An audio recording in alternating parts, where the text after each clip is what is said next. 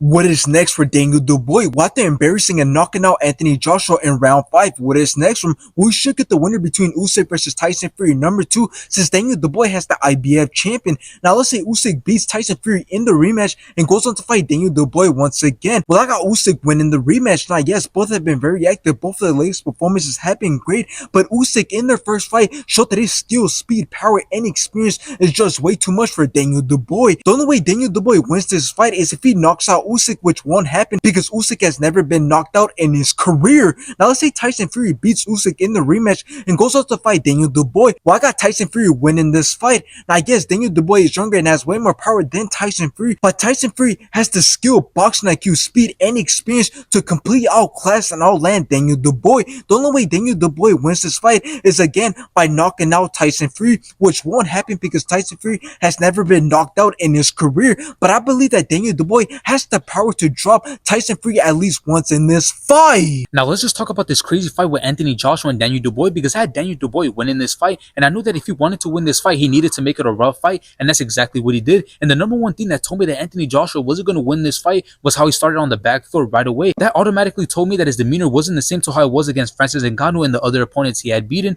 and that's because Anthony Joshua himself, he knew that it wasn't going to be so easy to just go in there and knock out Daniel Dubois to like how he knocked out Francis Ngannou, and that's because Daniel Dubois is a true dangerous boxer. So in the fight, Daniel Dubois dropped Anthony Joshua at the end of round 1, in which the bell saved him because Anthony Joshua's legs were not there, and going into round 2, with Daniel Dubois was touching up Joshua very consistently, he was letting it all out, and at the end of round 3, with Daniel Dubois rocked Anthony Joshua very bad because once again his legs were very wobbly, and then Daniel Dubois ended up dropping Anthony Joshua, and in the beginning of round 4, with Daniel Dubois dropped Anthony Joshua once again. And here's where it gets crazy, because in round 5, Joshua landed a big right hand in which it looked like it rocked Daniel Dubois, so then he came forward, but that was his biggest mistake because Daniel Dubois came back with the right hand of his own and knocked out Anthony Joshua since he couldn't make the count. So realistically, we all should have known that the only reason why Joshua was on a good run is because none of the opponents that he had beaten were anything special, which is why I said that Daniel Dubois beating and stopping Filip Hrgović was far more impressive than Anthony Joshua's 4-fight winning streak after losing to Alexander Usyk. So in the end, it's crazy to see what happened. Daniel Dubois really made Anthony Joshua look worse than how he looked against Andy Ruiz.